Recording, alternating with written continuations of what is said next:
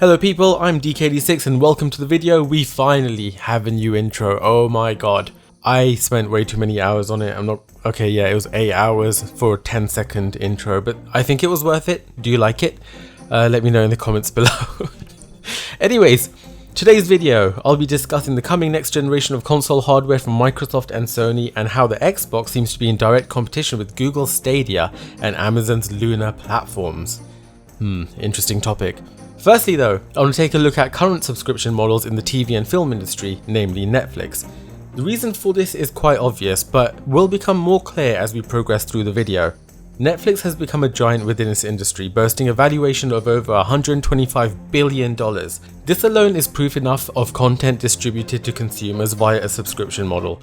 Netflix doesn't sell hardware or media playing boxes. Netflix buys content for its platform and makes it exclusive, or they produce their own exclusive content. The rate at which Netflix has grown is astonishing, and is a clear example of where the gaming industry is heading. Historically speaking, money has always been in software. Selling hardware like games consoles is usually a loss leader, and is only necessary in order to sell more software in order to turn profits. This was the business model for both Xbox and PlayStation going back to the original consoles so many years ago, and the current generation. However, in today's connected world, we are seeing a shift away from that model towards a digital software-centric platform that is available to more people without buying specific hardware.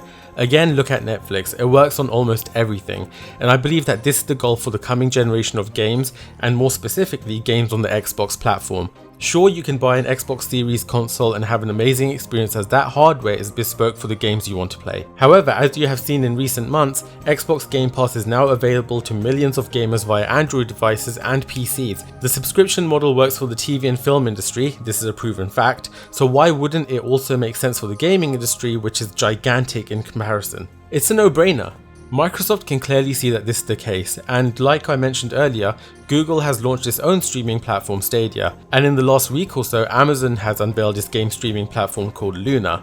I truly believe that in the short term we will see a lot of movement in this space, and in the long term the industry will look very different.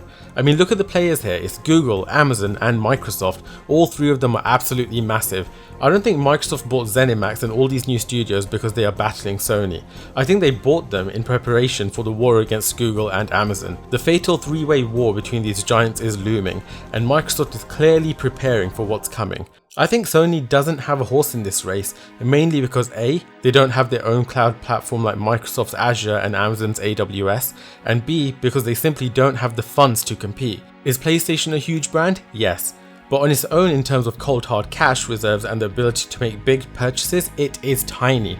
Look at the ZeniMax acquisition for example. Microsoft paid $7.5 billion and could have bought them 10 times over with the money they have at hand. Sony on the other hand literally do not have enough money to make that purchase even once. The way this is shaping up in my opinion is quite clear, and all the evidence is there. Microsoft has even said they are not competing with Sony and that hardware sales don't matter. All that matters is securing enough content and exclusive content to keep people from paying a subscription to the likes of Stadia or Luna instead of Xbox Game Pass. The subscription model works, and whether you like it or not, it's the direction the gaming industry is moving in. I expect Game Pass to continue on its path to become as big as, if not bigger than Netflix. That's where the money is, and that is clear from Microsoft's aggressive push towards it and Google and Amazon's newfound interest in the industry. Sony is taking baby steps to build its cloud gaming offerings by paying Microsoft to use their Azure platform, but in my opinion it's moving too slow and has become complacent. I think they have a bit of a god complex, and who can blame them based on how well the PlayStation brand sells.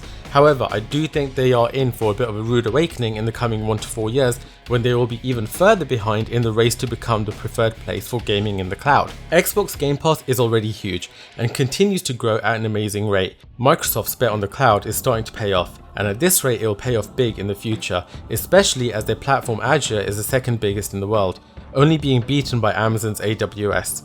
Who's the third largest? You guessed it, it's Google Cloud. Is this making sense yet? The three companies with the largest cloud platforms are competing for supremacy in the gaming industry. Is it surprising to anyone now why Microsoft said they are not competing with Sony? Nope, it's simple logic and the direction the gaming industry is going in. Sony needs to wake up to this, as right now they do not have a horse in this race. And that's about it for this video. What do you think of all this? Do you think cloud gaming or even a subscription based model for the gaming industry will become the norm based on what we're already seeing? Do you agree that Sony doesn't have a horse in this race? Sound off in the comment section below. Like the video if you liked it, and do consider subscribing if you enjoyed this video. I am DK86.